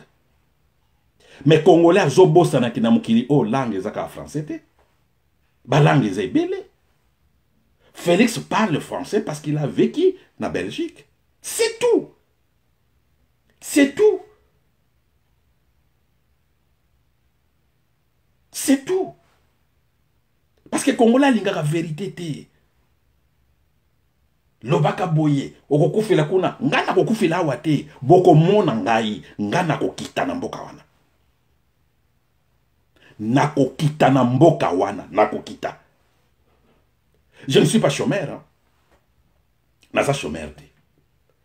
Ka koloba kuna 30 ans na poto, ovandi kaka na poto. Non, na vandi na poto 30 ans. D'abord na vandi na poto te. Poto eza Europe. Na vandi parce que j'ai un travail. Nazana misala kutu na loba. Nazana misala. Soki misala nanga isili. Nakokita na mboka wa nakokita. Ce n'est pas un 50% Congolais qui va me faire chasser de ce pays. Ce pays-là m'appartient. Et ça mboka nangai. Nazali 100% Congolais. Bakoko na bakoko na bakoko. Ba Congolais. Mais votre Mongol, il n'est pas 100% Congolais. Il est 50% Congolais. Ah oui. Nakosi. Maman aza angolaise. Yemoko pe aloba ngo. Yemoko aloba. Maman aza angolaise. Alors, répondez-moi, Nazo Zelana Mona, pourquoi il a raté l'école?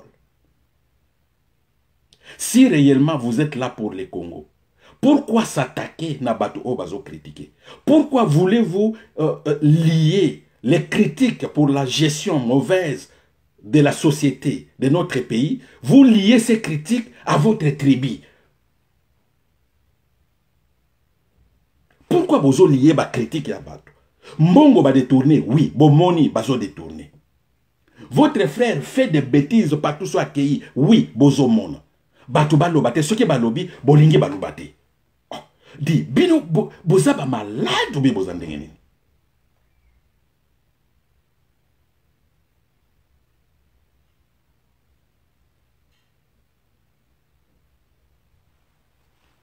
Ce pays nous appartient tous. Et ça pays n'a binote. Pourquoi vous allez dans la stratégie à victimisation? Pour nani? Et bandeko ba Congolais o bazali ko yebate stratégie na bango ezali nini? Stratégie na bango ezali vous faire taire. Vous faire taire bolobate. Botika bango ba diriger ezali royaume. Ezala royaume kout na Angleterre ba critiquer rapé. Na Thaïlande bozo mona bato na balabala bazo critiquer roi. Oyo royaume ndenge nini kolobela bango kolobela Tshisekedi te kolobela ayiba te c'est son pays ayiba akosa te c'est ton pays atanga te c'est son pays. Il impose, il faut bondima ye président, il faut soki boboyi bolingi balobate. Qu'est-ce qu'ils disent? Haine tribale. Haine tribale. M'a dit, un tribal est allé et pas yanani. Un tribal est allé et pas yanani. Bino misala bozo sala. Ngai, ce qui n'a pas critiqué Félix, n'a pas critiqué Félix par rapport à mon pays. Il me représente mal. Il gère mal, mais bien. Il gère mal mon pays.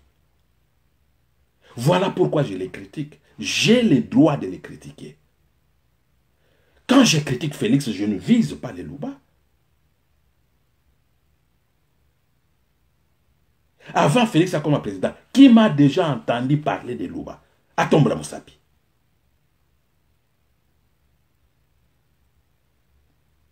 Nani asi ayoka ngai nazoloba komba baluba avant Félix comme président. Mais koloba na ngai c'est en réaction ras-le-bol, c'est la réaction par rapport à comportement na bino. Bino bozo kanisa que pouvoir oyo ezali ya Félix c'était pouvoir oyo ezali ya baluba. Pouvoir oyo ezali ya baluba te. Ezali pouvoir ya ba congolais, ezali ya baluba te. Dissociez-vous. Laissez-nous avec Félix. Parce que Félix me représente, il vous représente. La République a démocratisé du Congo, ce n'est pas les Kasaï. Ce n'est pas les Luba. Ezali pays na biso nyonso. Ezali pays à baluba te. Félix n'a qu'à me rebaler 15 millions de dollars. Oh, bolingi baluba te. Oh, di. Mais bayibi, oyebi ke balé 15 millions de dollars. Ti lelo enquête et soukawapi. Enquête et soukawapi. Bolingi baluba te. Ba tribaliste. Di. Mais bamboa bato baliaka. Eza bamboa moko. Na yebite soki yango te moute so pesa bato Covid.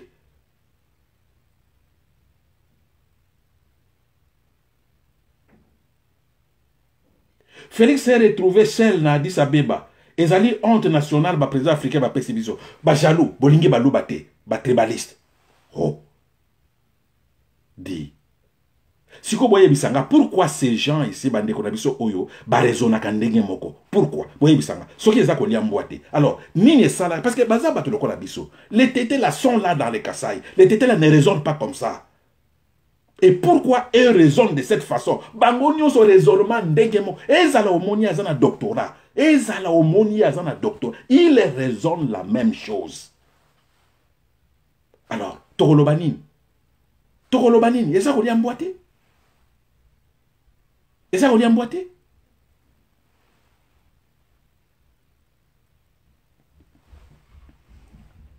Na vidéo vidéo na salaki mukolana kuna yebisaki bino surveillez votre frère pour na makambo ya mai. Bolandi be information des OP ça j'ai suivi je pense na canal moko na yebite sur Al Jazeera ou bien canal na bosani kombo ya chaîne wana. Ils ont parlé de cette situation. Na zota la kuna bi oh mais ces gens là c'est comme si balandi ngai est-ce que ba yoka kalingala? Ils ont expliqué danger ezali pour na problème ezali pour na fleuve Nil et les dangers pour le fleuve Congo s'il n'y a pas un leadership responsable au Congo. Parce qu'il y a un risque Maya fleuve Congo se retrouver dans fleuve Nil.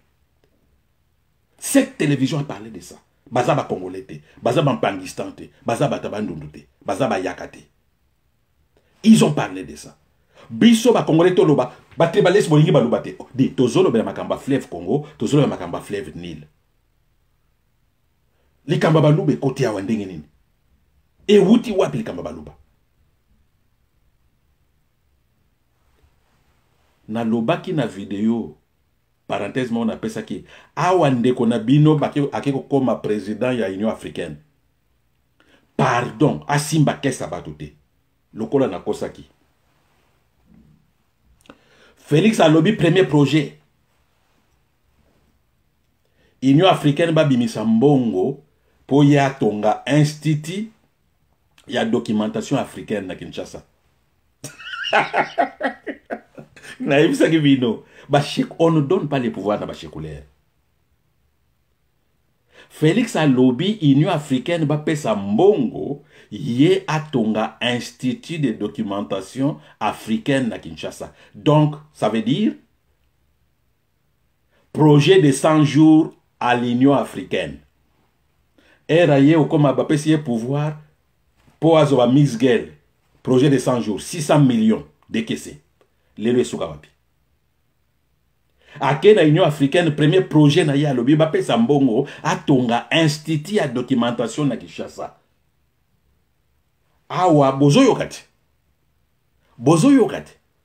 Ngam na lobi yango te. Il a dit ba pesa mbongo atonga institut ya documentation na Kinshasa, documentation africaine na Kinshasa.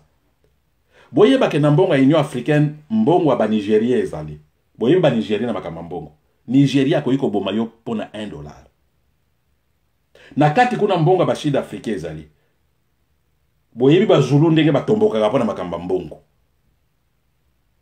ba Uganda bazali boye ndenge bazalaka pona makamba ba Mamuani olia mbongo ya Camerounais awa ndeko na bino alobi bapesa ye mbongo atonga institut ya documentation africaine na Kinshasa place na Congo nano azotonga ta ndako te ya ba enseignants il paye les enseignants $100 bozwa mbongo abato ba africain bopesa Félix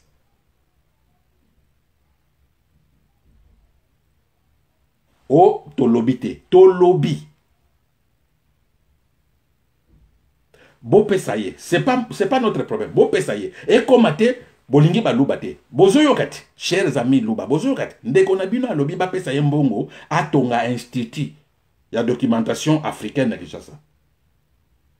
Oyo na yebisi ba Congolais bopessaye $600 millions pour un projet de 100 jours. Et ce qui wapi.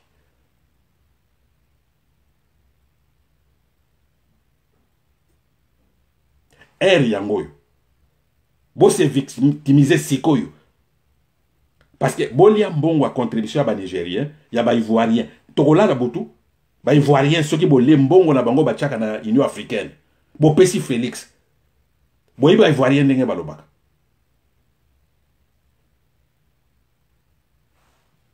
Angwalima, ba pesa kaye keste. Félix a angwalima. C'est un escroc. C'est connu de tout le monde. C'est connu de tout le monde.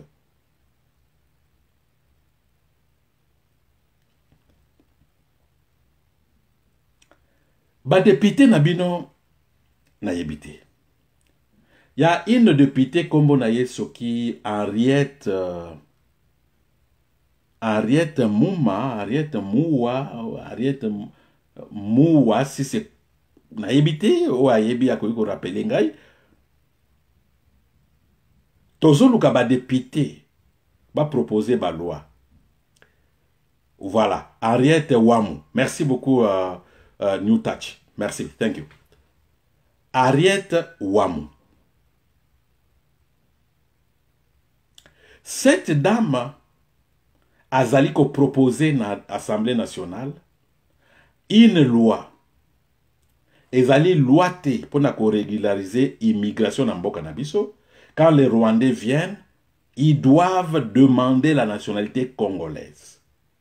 Elle ne propose pas une loi pour l'économie en Mboka na biso. Elle ne propose pas une loi pour la minerai na biso ezobima. Il ne propose pas une loi que mutu propose à la présidente minimum il faut à la graduée.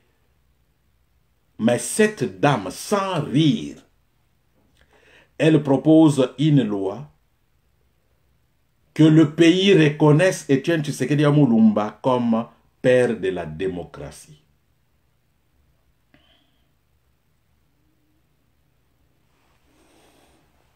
Henriette Wamu Alobi Azaliko proposé une loi que la nation congolaise reconnaisse Etienne Tshisekedi Mulumba comme père de la démocratie.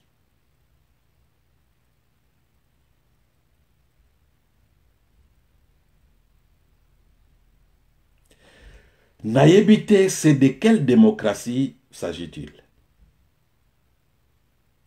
Démocratie n'a mboka oyo démocratie exacte, mais il y a un père de la démocratie. Où est-ce que père il y a démocratie dans un pays où il n'y a pas la démocratie. Ce qui est démocratie est allé. Bisous to koufila en exil pourquoi? To koufila en exil pourquoi?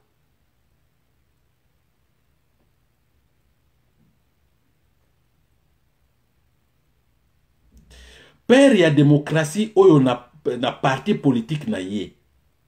Ti aye ko kufa na liyanzi na likolo. Etienne Tshisekedi n'a jamais organisé une élection na UDPS. Père, il y a démocratie Oyo abandaki kopesa conseil et pas Mobutu de rester toujours dans le système ya parti unique. Père ya démocratie. Au moment où biso toza ko lité pour na ba Rwandais, lui signe en Afrique du Sud pour que Joseph Kabila devienne président, azala président ya Congo.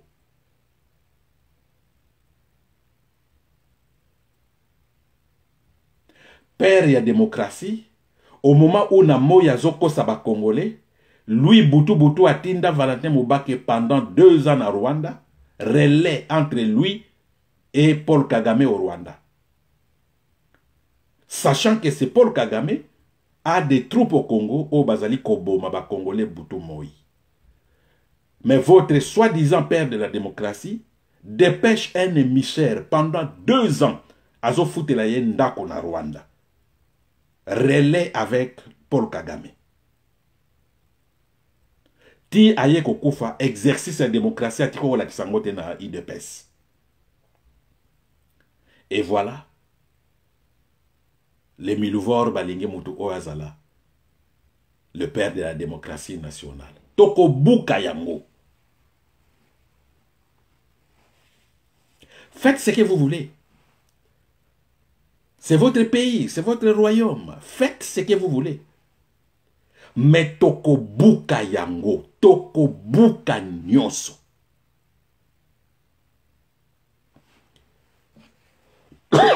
Pardon.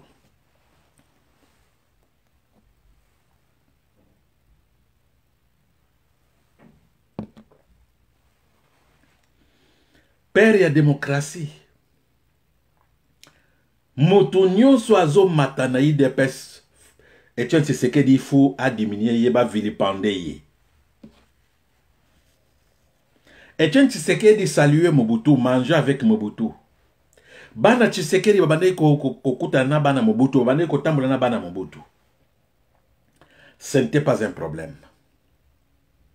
Mais mutu mususu na IDPS soki ba moni ye kaka, ba moni yo kaka opesi mutu Mobutu mbote. Ba vilipande yo balongoli yo. Soit ba empoisonné yo, ba koseli Mobutu. Il est resté, il a éliminé tout le monde.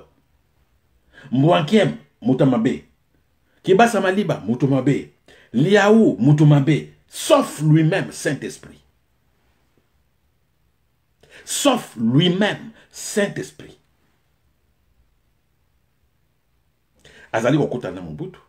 Azali kolia na Mobutu. Mobutu abeli alinga kufa. Na tango bato bazo luka moyen ko soda Laurent Désiré Kabila. Lui, tu sais qu'il prend l'avion à Kende na France, à Kende kokuta na Mobutu pour Mobutu a pesa ye pouvoir. Mobutu a ye ko zonga lobi niet. Père ya démocratie.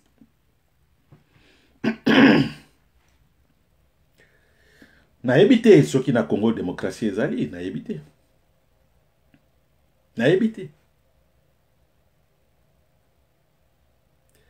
Tshisekedi mutalaksi bino koloba. Bino boyebi batu oyo ba telema bazwa ba risque na mboka oyo. Ngunza Karlibon s'est opposé à Mobutu avant Tshisekedi. Disons na batu o bazali na pouvoir. Les 13 parlementaires, l'idée ezalaki ya Tshisekedi te. Tshisekedi ba ye ko kotisa ye na makasi na bandeko na ye baluba. Batu o bazwa idée. Il y a les 13 parlementaires. Tshisekedi les a éliminés tous. L'UDPS, il y a 13 parlementaires et au tika la UDPS familiale. Voilà les pères de la démocratie. Un type qui élimine tout le monde dans le passage na ye.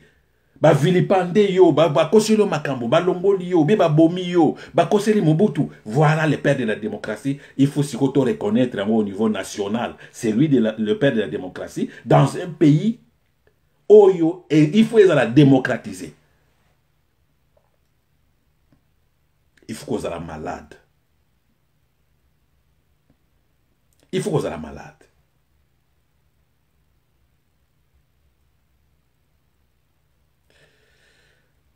tokende kosilisa na eloko ya biso ba Congolais, il faut tous se soutenir.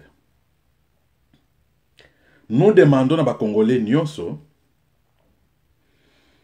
ya libanda ou bien ya kati ya mboka isika ndeko na biso Patrick Mbeko azali, tozali kosenga soutien pona ye. Patrick Mbeko n'est pas un frère à négliger. Patrick Mbeko azali parmi les compatriotes au bazali kolongola biso soni na diaspora. Patrick Mbeko azali quelqu'un oyo na bamboka oyo ezali sérieux. Les gens comme de Patrick Mbeko seraient quelque part dans notre pays pour aider le pays. Mais hélas, parce qu'il n'est pas Atalakou, il n'est pas djalélouiste, il n'est pas tambourinaire, il n'a pas sa place au Congo. Voilà, c'est ce vanipier, comme on a eu ce qui Paul Sap.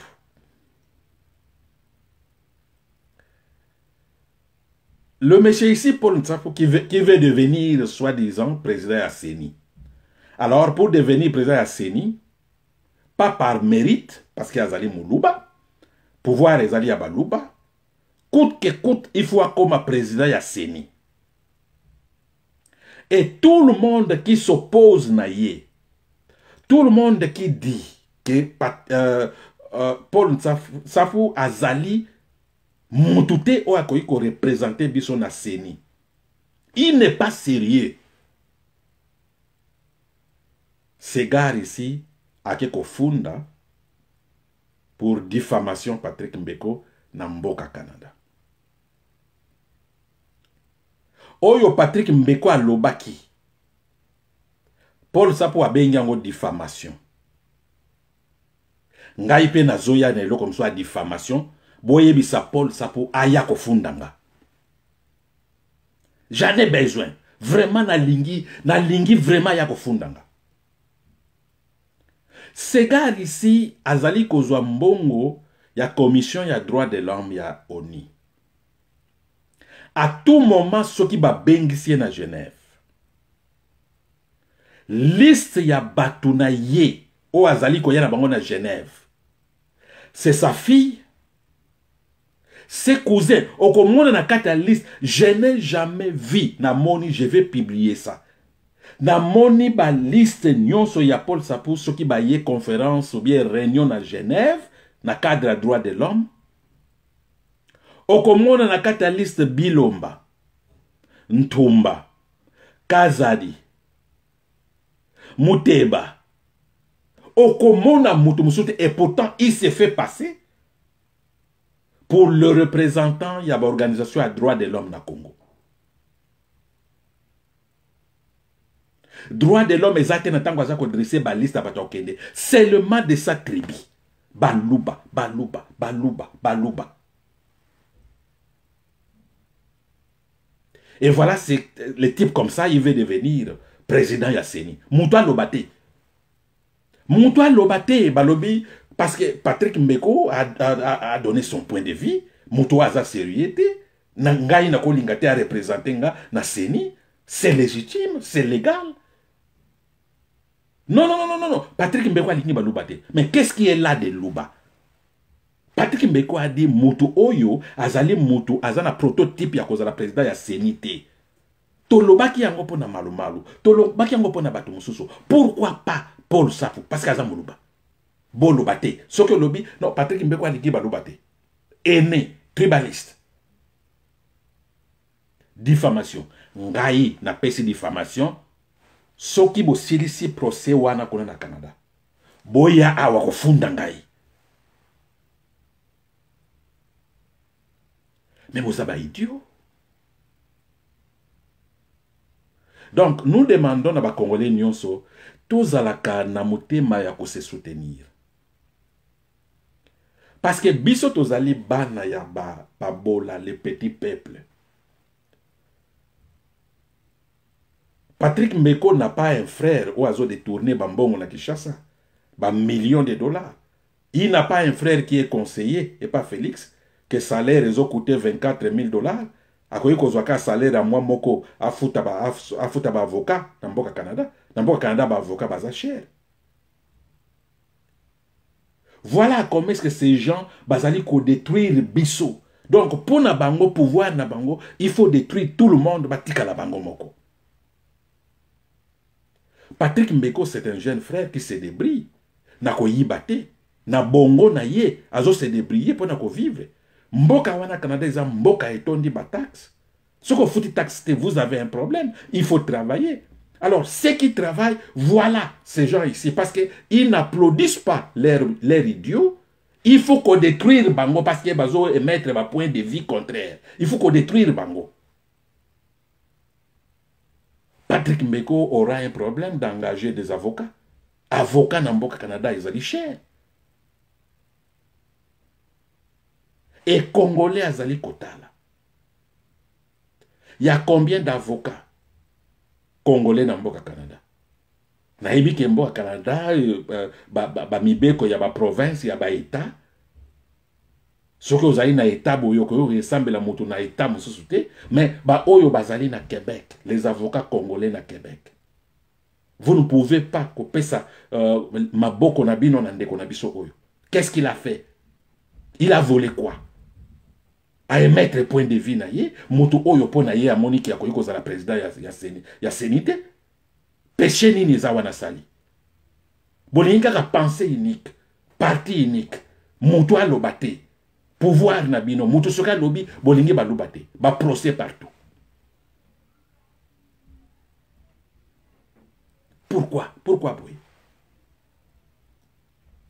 Pour na nini boy?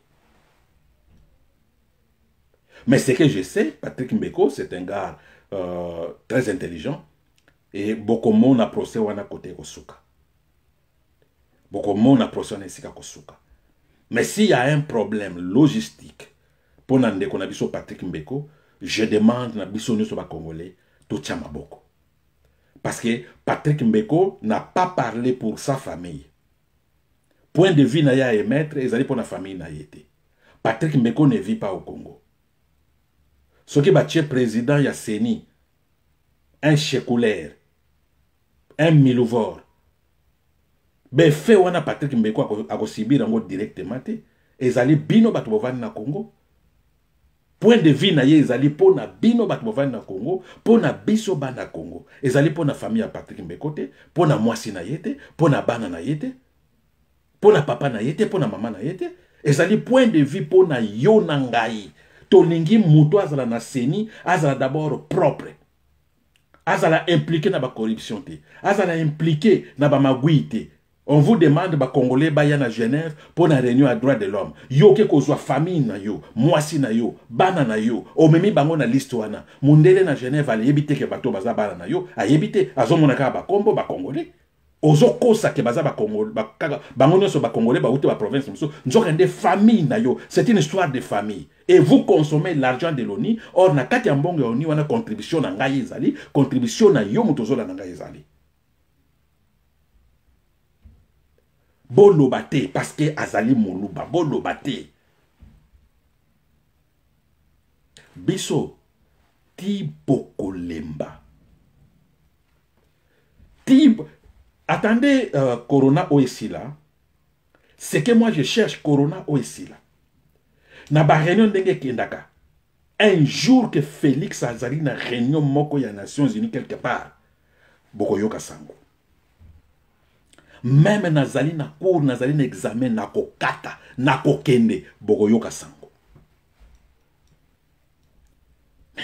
Medi, mboka oyo, boko komisa mboka oyo lokola mboka na bino batu ba lobate, batu ba kosolate. Boza banani. Boza banani.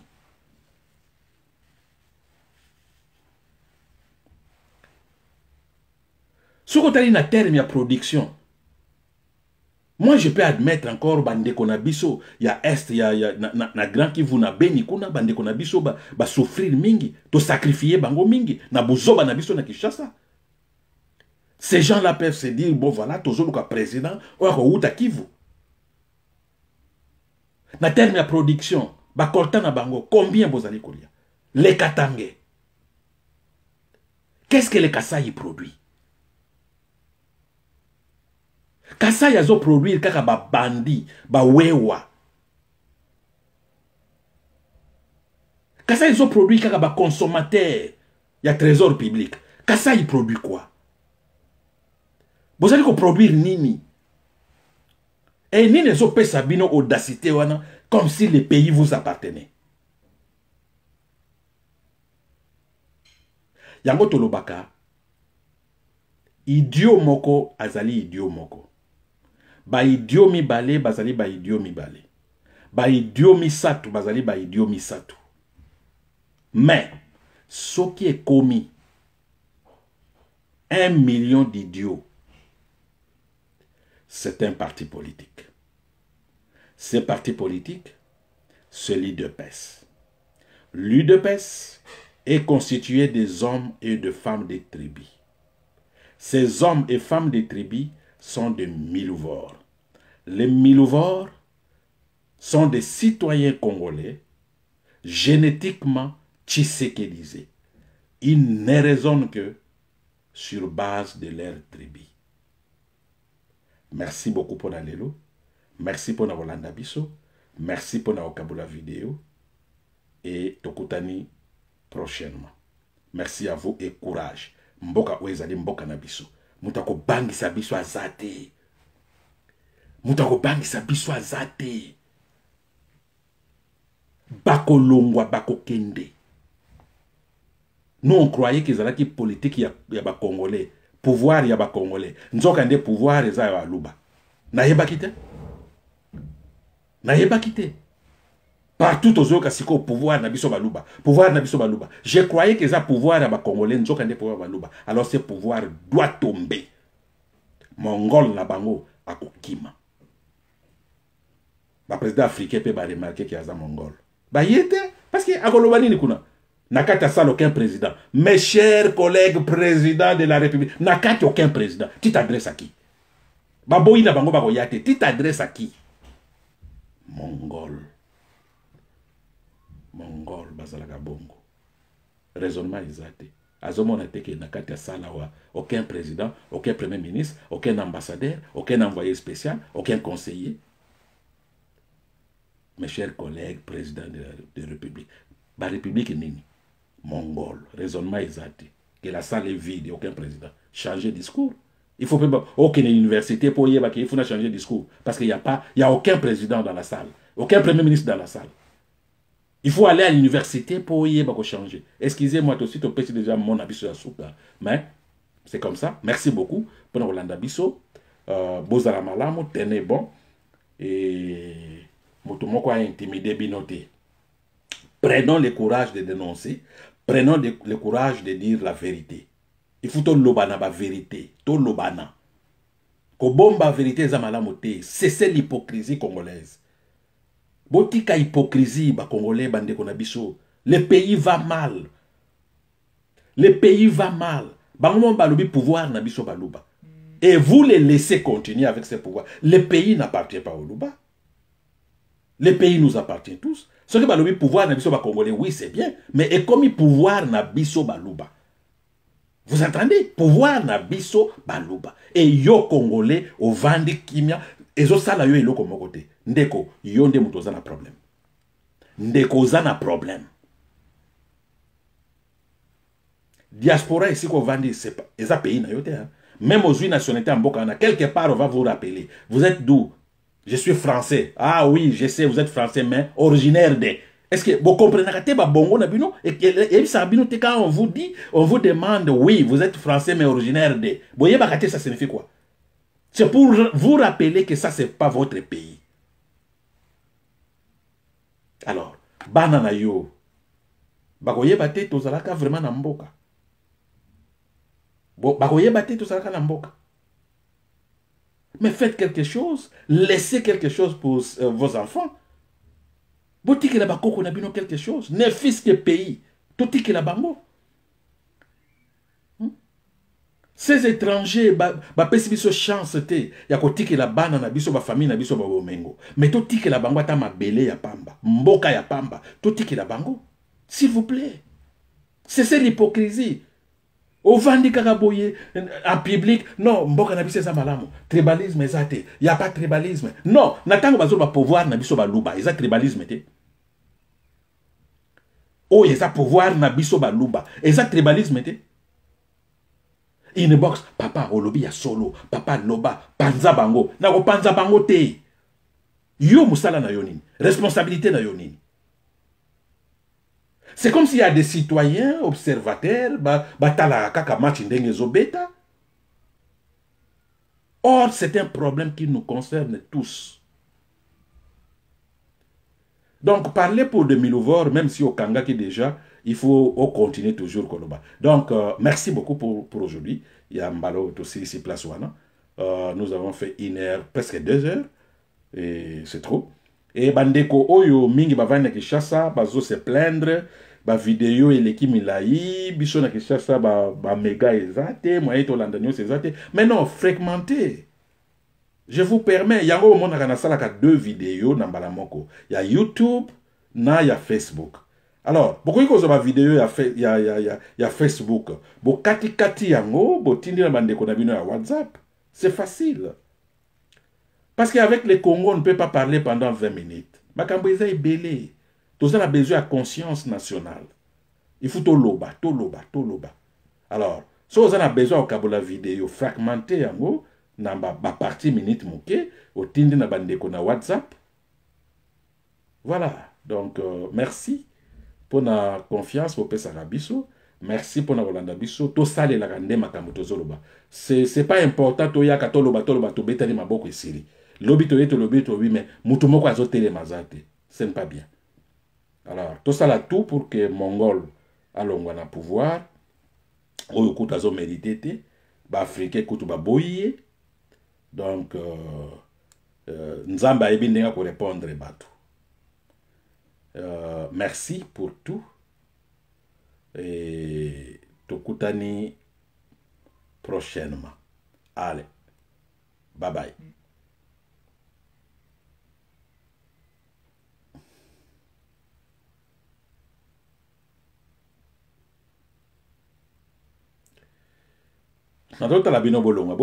C'est fini, ici.